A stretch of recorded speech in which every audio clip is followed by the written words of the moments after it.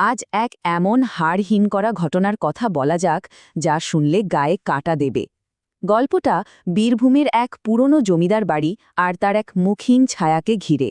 ঠিক তাই, কিছু বাড়ি একা থাকতে একদমই ভালোবাসে না। আর বীরভূমের এই জমিদার বাড়িটাও ওটাও ঠিক তেমনই এক জায়গা, যেখানে ইতিহাস আর ভয় যেন একসাথে মিশে গেছে আর শুধু অপেক্ষা করছে কখন নতুন কেউ আসবে। গল্পের শুরুটা কিন্তু আর ৫টা রাতের মতোই ছিল, মানে আপাত দৃষ্টিতে, কিন্তু আসলে সেই রাতটা মোটেও সাধারণ ছিল না। গল্পের মূল চরিত্র অর্ক আর তার ৩ বন্ধু।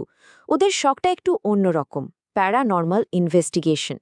তো এবারের জন্য ওরা বেছে নিয়েছিল বীরভূমের এক বহু পুরনো, মানে শতাব্দী প্রাচীন এক জমিদার বাড়িকে।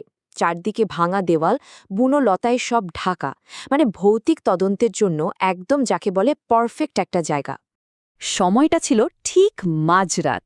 বন্ধুরা তখন নিচে রান্নাঘরে কফি বানাতে ব্যস্ত, আর অর্ক দোতলার একটা বিশাল বড় ঘরে একদম একা ক্যামেরাটা ঠিকঠাক করছিল।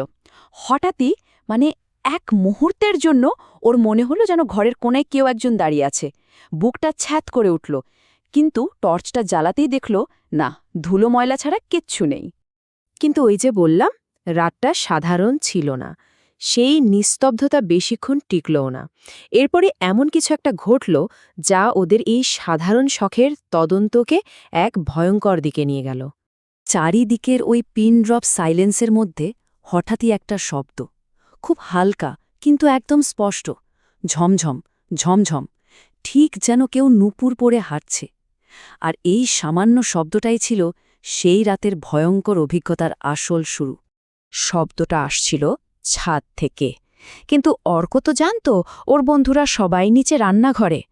তাহলে ছাদে কে? এই প্রশ্নটা মাথায় নিয়ে, মানে কৌতূহল আর ভয় মেশানো একটা অদ্ভুত অনুভূতি নিয়ে, অর্ক একাই সিঁড়ি দিয়ে ওপরে উঠতে শুরু করল। আর কি আশ্চর্য, ও যত উপরে উঠছে বাতাসটা যেন ততই ঠান্ডা, আরও ঠান্ডা হয়ে আসছে। এরপর অর্ক ছাদে পৌঁছালো, আর সেখানে গিয়ে যা দেখল তার জন্য ও একটুও প্রস্তুত ছিল না। এখান থেকেই, বুঝলেন, গল্পটা একটা সাংঘাতিক মোড় নিল। ভাবুন একবার দৃশ্যটা। অর্ক ছাদে পা রাখল আর দেখল পূর্ণিমার চাঁদের আলোয় পুরো ছাদটা যেন ধুয়ে যাচ্ছে।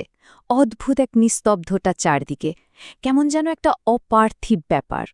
কিন্তু ওই ধবধবে চাঁদের আলোর ঠিক মাঝখানে দাঁড়িয়ে ছিল ওটা, একটা কুচকুচে কালো ছায়া, আকারটা মানুষের মতো, কিন্তু কোনো অবয়ব, মানে মুখ বা শরীর কিছু বোঝা যাচ্ছে না। গলাটা ভয়ে শুকিয়ে কাঠ। অর্ক কোনো মতে কাপা কাপা গলায় জিজ্ঞেস করল, কে ওখানে? কিন্তু ওর গলার আওয়াজটা যেন ওই অদ্ভুত নিস্তব্ধতার মধ্যে হারিয়েই গেল। আর ঠিক তখনই ঘটল সেই ভয়ঙ্করতম ঘটনাটা। ছায়াটা খুব আস্তে আস্তে অর্কর দিকে ঘুরল, আর অর্ক যা দেখল সেটার কোনো মুখ নেই। ভাবা যায়, চোখ, নাক, ঠোঁট কিচ্ছু নেই, শুধু মসৃণ চামড়া। আর সেই মুখহীন ছায়াটা এবার ওর দিকে হাত বাড়িয়ে এগোতে শুরু করল। ভয়ে অর্ক তখন পেছোতে পেছোতে প্রায় দেওয়ালের কাছে। ঠিক তখনই ওর মনে হল, যাক, হয়তো এ যাত্রায় বেঁচে গেল। কিন্তু না, আসল ভয়টা তো তখনও অপেক্ষা করছিল। যখন ও প্রায় কোণঠাসা, ঠিক সেই সময় ওর কাঁধে একটা হাত এসে পড়ল। অর্ক তো ভয়ে চিৎকার করে ঘুরে তাকাল, কিন্তু দেখল ওর বন্ধু নীল। যাক, হাফ ছেড়ে বাঁচল। কিন্তু নীলের মুখের হাসিটা কেমন যেন অদ্ভুত। ওই হাসিতে কোনো স্বস্তি ছিল না, ছিল একটা হাড় হিম করা ঠান্ডা অনুভূতি। অর্কর তো তখন দিশেহারা অবস্থা। ও ওই ছায়াটার দিকে আঙুল দেখিয়ে নীলকে কিছু একটা বলতে গেল, কিন্তু তাকিয়ে দেখে ছাদটা একদম ফাঁকা, কেউ নেই। আর ঠিক তখনই নীল ওই ঠান্ডা হাসিটা হেসে বলল, তুই যাকে খুঁজছিস সে তো অনেক আগেই নিচে নেমে গেছে, এখন ছাদে শুধু আমরাই আছি। এই কথাটা শোনার পর অর্কর মনে হল ওর পায়ের তলার মাটিটা যেন দুলছে। কারণ গল্পের সবচেয়ে ভয়ঙ্কর মোড়টা তো ঠিক এর পরেই এলো। অর্কর কেমন যেন সন্দেহ হল। ও ভালো করে নীলের চোখের দিকে তাকাল, আর যা দেখল তাতে ওর শরীরের সব রক্ত যেন জল হয়ে গেল। নীলের চোখের মণি, দুটোই একদম সাদা, কোনো কালো অংশ নেই।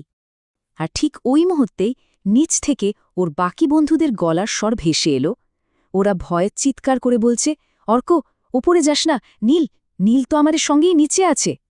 ভাবুন তো একবার, এই প্রশ্নটা বোধহয় অর্ককে সারা জীবন তাড়া করে ফিরবে। আমাদেরও কি করবে না?